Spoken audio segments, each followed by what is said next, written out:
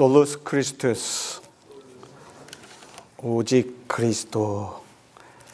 여러분들 가정에 전부 현관 밖에 집 입구에 초인종이 다 있죠. 근데 그 초인종은 나를 위해서 있는 초인종이 아니라 밖에서 들어오는 사람을 위해서 있는 겁니다. 밖에서 모르는 사람이나 또 집을 방문하는 사람이 그 초인종을 누리게 됩니다. 우리 집안에 있는 식구들은 대부분 열쇠를 갖고 다니기 때문에 초인종을 누를 그런 기회가 별로 없죠. 근데 밖에서 예를 들어 UPS가 온다든지 FedEx가 온다든지, 그리고 요즘에 주로 또 그런 회사가 아닌 데서 오는 사람들이 있죠. 이단, 여호와의 증인이라든지 몰몬교라든지 이런 사람들이 짝으로 다니면서 둘씩 다니면서 와서 초인종을 누릅니다. 저희 집에도 초인종이 있습니다. 근데 저희 집은 초인종을 누가 제일 많이 누르느냐? 두 손자가 제일 많이 누릅니다. 그래서 손자가 저희 집으로 올 때는 차에서 내려서 두 놈이 같이 뛰어오다가 항상 큰 놈이 이기잖아요. 그럼 큰 놈이 먼저 와서 띵동 울리면은 적은 놈은 중간에 쫓아오다가 벌써 지 형이 누른 걸 알고 중간에서 그냥 웁니다. 그러면 얼른 그 첫째 놈을 문을 열고 들어온 다음에 문을 다시 닫고 누르라고 합니다. 그러면 그 놈이 와가지고 지가 또 누르고 해서 풀려서 들어오곤 합니다. 유명한 그림이죠. 문 두드리는 예수님으로 잘 알려진 그림입니다. 이 그림을 그리게 된 배경이 오늘 읽으신 마지막 절의 배경입니다. 볼지어다 내가 문 밖에 서서 두드리노니 누구든지 내 음성을 듣고 문을 열면 내가 그에게로 들어가 그와 더불어 먹고 그는 나와 더불어 먹으리라. 이 그림을 그린 그 화가의 의도는 우리가 예수님을 먼저 알고 예수님을 믿은 것이 아니라 예수님께서 우리에게 먼저 찾아오셨습니다. 우리가 예수님을 알기도 전에, 하나님이 누구이신가를 알기도 전에 하나님이 우리를 이미 구원하시기로 작정하시고 우리를 부르셨습니다. 그래서 이제 그 부르심에 응답하면은 구원을 얻고, 응답하지 않으면 우리가 구원 얻을 방법이 없는 거예요. 다시 말하면 실질적으로 예수님께서 저 문을 두드리는 것처럼 두드리는 것이 아니라 안에서 예수님이 오셨구나 짐작하고 나와야 되는 거예요. 지난 주일이 이제 대강절의 시작입니다. 그래서 대강절은 대강 지내는 절기가 아니라 대림절, 그러니까 예수 그리스도의 이 땅에 오심을 기다린다 하는 그 대강절, 그렇게 얘기를 합니다. 이 대강절이 굉장히 중요한 절기죠. 성탄절을 앞에 놓고 4주 동안을 이제 그 예수님 오기를 기다린다, 아기 예수 오기를 기다린다 하는 그런 4주가 굉장히 중요한데, 미국에는 그게 중요하지 않은 대림절이 뭐지? 대강절이 뭐지? 이렇게 할 정도로, 왜요? 그 Thanksgiving, 그 추수감사절에 묻혀버려가지고 미국의 가장 큰 행사인 그 추수감사절에 묻혀서 이 대림절의 의미가 그렇게 앞으로 나오지를 않았습니다. 예수 그리스도의 이 땅에 오심을 기다리는 절기입니다. 이제 예수님이 오시는구나, 그 절기를 기다리는 절기. 그래서 예수님께서 인간의 몸을 입고 이 땅에 오신 그날 예수님을 맞이하기 위한 준비를 하는 그런 절기입니다.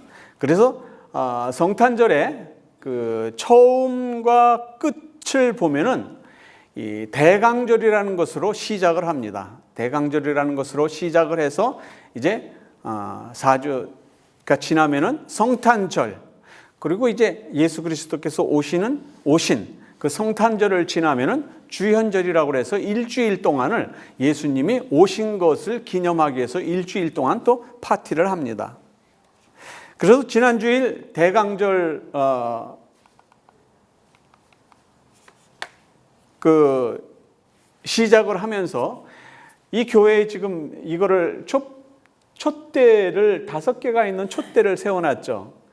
예, 그 가운데는 흰색 촛대하고 가에는 이제 보라색 촛대를 4개를 세워놨는데 이것이 곧 촛대를 4주 전부터 시작해가지고 하나씩 킵니다. 그러니까 이번 주에 아마 예배를 드렸을 때 2개를 켜놨었겠죠. 두 번째 주일이니까. 다음 주에는 3개를 켜놓고 마지막 주에는 4개를 켜고 성탄절에는 하얀 것까지 켜서 전부 다 촛대를 켜게 되는 겁니다. 그래서 이 땅에 오심을 기념하기 위해서 기다리는, 주의 오심을 기다리는, 그래서 대림절이라는 영어의 어드벤트라는 그 뜻이 기다린다 하는 그런 의미를 같이 가지고 있습니다.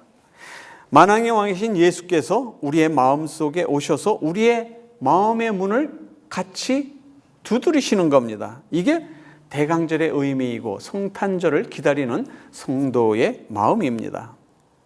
이 세상 사람들은 예수가 그리스도 전혀 들어본 적도 없고 또 들어봤다 하더라도 이해가 되지 않는 그러한 문제를 우리는 예수를 그리스도로 믿고 고백하고 그가 우리에게 주신 말씀대로 따라서 산다. 그래서 우리가 예수 그리스도 그러면은 그분께서 우리에게 찾아오셨다. 근데 찾아오셔서 강제로 너 일로 와 끌고 가는 것이 아니라 이 그림대로라는 거예요. 이 그림에 보면은 없는 게 있습니다. 뭐가 없어요? 문고리가 없습니다. 문을 열고 들어가려면 문고리를 잡아야 문을 열고 들어가잖아요. 문고리가 없어서요. 예수님께서 두들기면은 안에서 문을 열어줘야 들어가지 밖에서는 문고리가 없어서 들어갈 수가 없습니다. 그러니까 문을 두드린다는 건 뭐예요? 예수 그리스도의 복음의 말씀, 하나님의 말씀으로 인해 안에 있는 사람 내가 왔다. 예수님이 말씀하시는 거예요. 즉 성경을 통해서 우리에게 내가 그리스도다. 내가 너희를 구원하기 위해서 이 땅에 왔다. 하면은 그 일로 인해서 예수 그리스도를 어이구 예수님 어서 오십시오. 그리고 문을 열고 영접해야 되는 쪽은 어디냐면 안쪽이란 말이에요. 근데 그 문 두드리는 소리를 두고 귀찮아. 왜 왔지? 우리가 가끔이 아니라 어쩌다가 신방을 가면은 그런 경우가 있습니다. 좀 교인이 많았을 때 이제 신방을 가면은 전혀 예상치 못했다가 이제 문을 두들기면은 누구세요? 그런단 말이에요. 누구 목사인데요. 그러면 갑자기 후닥닥 소리가 막 안에서 납니다. 뭐예요? 예상치 못한 사람이 오니까 이게 평소에 지내던 대로 그냥 맞이해도 괜찮은데 그래도 예의가 있지. 그리고 준비하느라고 막 안에서 우당탕. 그거는 그래도 준비할 어서 오십시오. 아이고 죄송합니다. 이게 준비가 안 돼서. 마치 신앙생활을 하면서 내가 아이고 하나님 어서 오십시오. 그리고 준비한 자세로 해서 매일 신앙생활을 잘하면 괜찮은데 평소에 그냥 엉터리로 신앙생활을 했다가 어느 날 하나님을 만나게 될 때 하나님 언제 오셨어요? 그럴 때가 우리한테 있단 말이에요. 그거는 괜찮은데 안에 있는 건 분명히 아는데 배를 올리고 나서부터 집안이 조용하단 말이에요. 안에 마치 없는 것처럼 그렇게 행동을 한단 말이에요. 분명히 밖에서는 문을 두드리고 안에 있는 걸 알고 마치 예수님이 문 두드리는 것처럼 안에 있는 걸 알고 두드리는데 안에서는 나 없다. 그러면서 문을 안 열어준단 말이에요. 복음의 소리만 듣고 그냥 지나쳐버리면은 예수님께서도 강제로 문을 부수고 들어갈 수도 없는 겁니다. 우리의 마음 속에 오셨지만 우리의 마음이 예수 그리스도의 복음을 받아들일 자세가 되어 있지 않으면 결코 우리가 복음을 받아들일 수 없는 겁니다. 영원히 하나님의 말씀을 받아들이지 않으면 영원한 그날에 갈 수가 없는 겁니다. 그림에 그런 순수한 뜻을 가지고 있는 겁니다. 그래서 예수님께서 문 밖에서 두드리노니 누구든지 문을 열고 나와서 나를 영접하면 내가 그 집에 들어가서 내가 더불어 먹겠다. 같은 영원의 축복을 허락하겠다고 그랬는데도 그게 안 되는 거예요. 안 되는 사람 중에 한 사람이 이 그림을 보고 뭐라고 그랬는지 알아요? 저건 화가가 그림을 잘못 그렸다. 어디가 잘못 그려졌어요? 분명히 예수님께서는 등불을 들고 등불을 앞에다 들고 계시잖아요.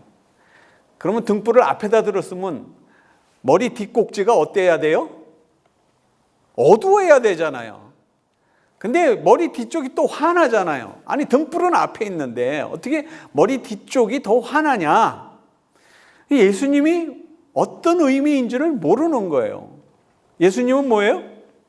빛으로 오신 분이란 말이에요. 빛으로 오신 분이기 때문에 어둠이 있다 하더라도 예수님이 오시면 그 어둠이 사라지는 거예요. 왜? 예수님 자체가 빛으로 오셨기 때문에, 빛이시기 때문에. 그래서 예수님은 어둠 속에 있어도 예수님 자체가 발광체란 말이에요. 빛을 발하시는 분이란 말이에요. 모세가 하나님의 영광과 얘기하고 하나님과 같이 대화하다가 내려오니까 뭐예요? 그 얼굴이 너무 빛이 나서 백성들이 눈멀까 봐 모세의 얼굴에다 천으로 가려놨잖아요. 예. 하나님의 영광을 목도하는 것만으로도 그런데 예수님을 직접 목도하게 되면은 진짜 죄인은 그 안에 설 수 없는, 그 앞에 설 수 없는 그러한 자세가 되는 겁니다. 예수 그리스도께서는 분명히 우리들에게 나타나셔서 우리의 간을 인도하시기 위해서 우리에게 성경을 주시고 또 그 말씀에 의해서 인도받기를 원하십니다. 그런데 마음의 문을 딱 닫아놓고 그 본질을 받아들이지 못하는 분한테는 어떻게 할 수가 없는 거예요. 방법이 없는 거예요. 구약 성경의 제일 마지막은 말라기서입니다. 말라기서의 1장 10절에 그렇게 썼습니다. 만군의 여호와가 이르노라 너희가 내 단위에 헛되이 불사르지 못하게 하기 위하여 너희 중에 성전문을 닫을 자가 있었으면 좋겠도다. 내가 너희를 기뻐하지 아니하며 너희 손으로 드리는 것을 받지도 아니하리라. 형식적으로 흘러버린 구원의 예배를 드리는 것이 아니라 자기 속죄의 제사를 드리는 것이 아니라 형식적으로 흘러버린 이스라엘 백성을 향해서 이제 내가 더 이상 그 제사를 받지 않겠다. 그리고 약속하신 이사야서에서 약속하신 독생자를 보내주시기 위해서 얼마 동안 조용해요? 400년 동안을 조용합니다. 그런데 어느 날 갑자기 광야에서 외치는 소리가 납니다. 나는 선지자 이사야의 말과 같이 주의 길을 곧게 하라고 광야에서 외치는 자의 소리로다 하니라. 주의 길을 곧게 하라는 사명. 주님이 오시기 전에, 주님이 공생애를 시작하시기 전에 외치는 자의 소리로 내 뒤에 오시는 이를 알려주게 하기 위해서 요한을 먼저 보내십니다. 그때 당시에 정치적 상황으로는 그 로마 자체에도 이 황제가 세 부분으로 이렇게 알력이 생겨가지고 정치적으로 불안하고 또 이스라엘 민족들은 그 지배 민족의 핍박을 받으면서 내적으로는 바리새인의 그 율법적인 사상으로 말미암아 지킬 수도 없는 율법을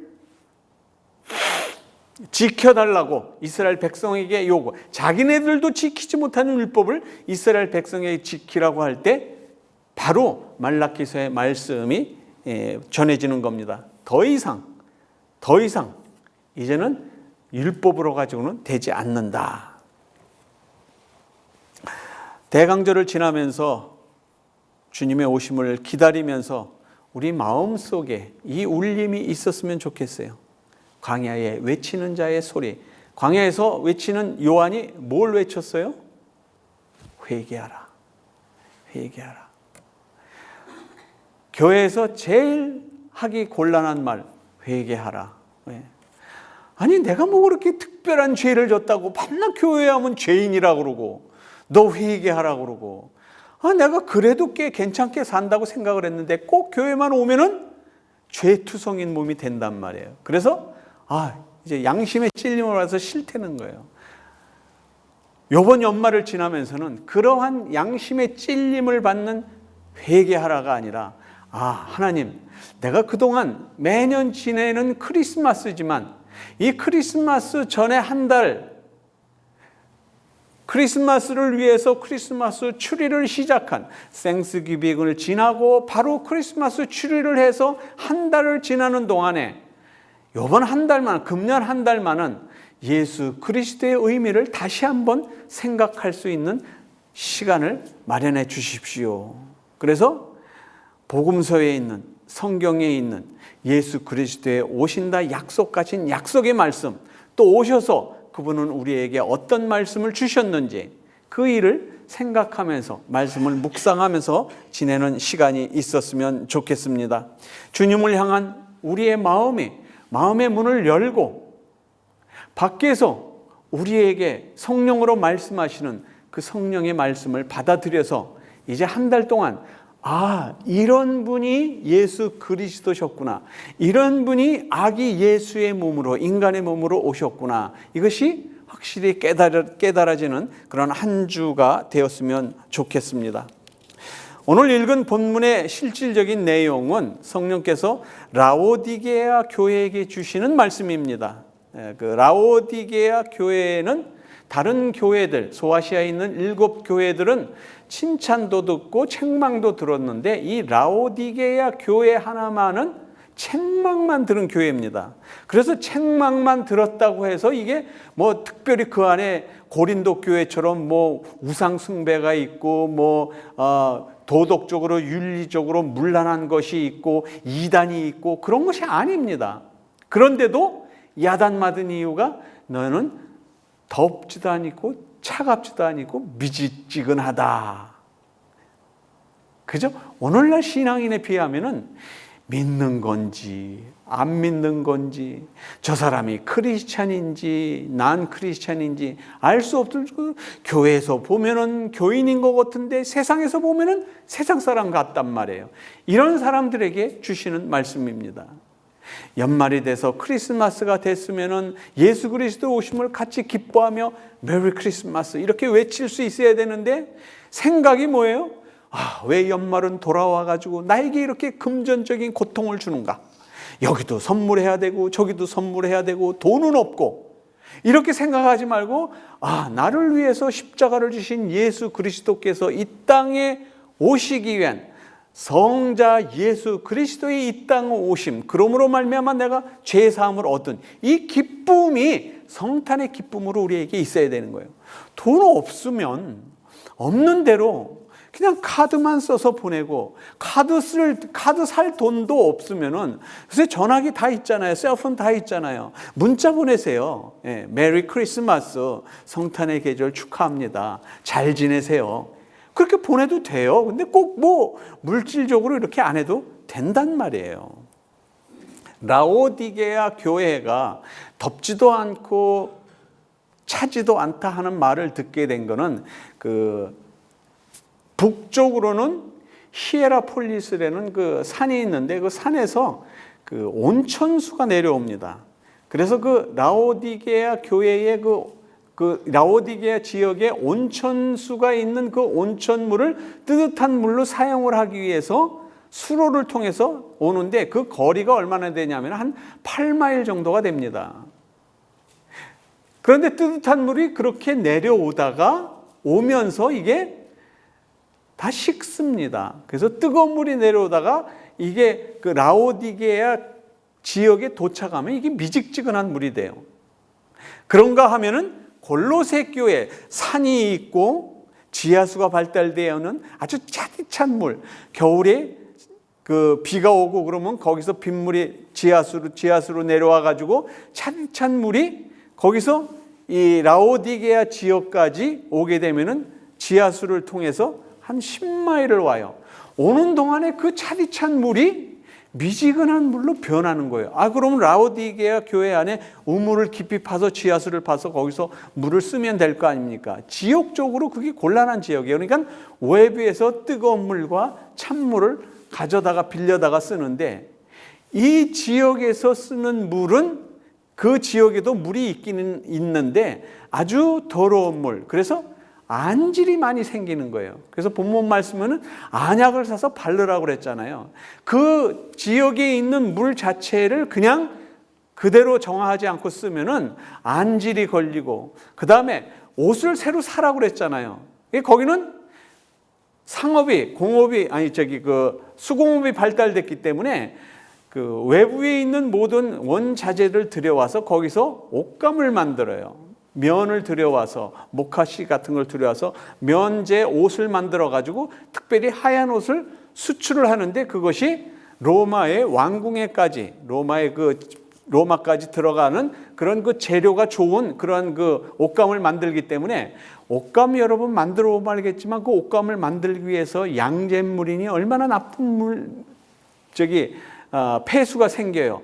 거기서 애들이 나가서 물장구 치고 놀고 그러다가 눈에 들어가면은 안질이 생긴단 말이에요. 그러면은 고쳐야 되잖아요. 그래서 라오디게아 교회 주변에는 뭐가 유명해요? 좋은 의사들이 많이 있고, 그 다음에 눈을 치료하는 안약이 많이 발달되어 있고, 그 다음에 옷감 재료가 최고의 옷감 재료가 만들어지기 때문에 많은 사람들이 옷감을 사러 오고, 그래서 상업의 발달 요충지이면서도, 그러나 최고로 중요한 물은 외부에서 끌어다가 써야 할 만큼 지역이 그렇단 말이에요. 이 지역, 그래서 특별히 이단을 섬겼다, 특별히 우상을 섬겼다, 특별히 간음이 성행하다, 교회가 어지럽다, 이것이 아니라 그러한 상업이 발달되고 부자로 살고, 그러니까 뭐예요? 신앙인들이 마치 미지근한 물처럼 그러한 신앙생활을 해나가는 거예요. 물이 그래서인지 라오디게아 사람이 그랬고, 근데 오늘날 자본주의에 사는 신앙인들은 너무 잘 살아서 그런지 미지근한 신앙으로 산다. 그래서 하나님이 우리에게 예수 그리스도의 보내주심을 기다리라 하면서 오늘 우리에게 주시는 말씀은, 네 신앙이 혹시 미지근한 신앙이 아니냐 하는 음성을 저희들에게 주시는 겁니다. 미국의 훌로 신학교에서 유명한 교수가 그런 말을 했습니다. 제가 어느 분이라고 얘기를 안 하는 이유가, 처음에는 이분이 유명한 교수였는데 지금은 완전히 그 이단 비슷하게 흘러가지고 그분의 그 말을 더 이상 우리 그 교역자 사이에서는 인정을 안 합니다. 그런데 그분이 훌륭했을 때, 교회를 얘기할 때, 교회 안에서 활발하게 일하는 교인은 대개 10% 정도다. 그 다음에 80% 정도의 교인은 그냥 그 안에서 자고 있는, 점잖게 잠자고 있는 교인이다. 그 다음에 나머지 80% 교인은, 그러니까 10%의 열심을 하고 진취적인 교인이 있고, 80%는 그저 가만히 앉아서 아무것도 하지 않는, 그 다음에 10%의 교인은 그냥 잠을 자고 있는. 그래서 이 10%의 열심을 있는 교인들이 80%의 가만히 있는 교인을 깨워야 된다. 흔들어 깨워서 교회를 세워나가야 된다. 그 말씀을 하시면서 마지막, 그러면 자고 있는 10%는 어떻게 합니까? 오늘날 교회의 문제가 그거다. 10% 교인은 그냥 자게 놔둬라. 그거 자는 거 깨우면은 눈 비비고 일어나면서 잠 깨웠다고 신경질 내면서 교회 자꾸 이상하게 만드니까 그냥 자게 놔두라는 거예요. 그러니까 뭐의 결론은, 교회 안에 들어왔다고 해서 다 구원받는 건 아니더라.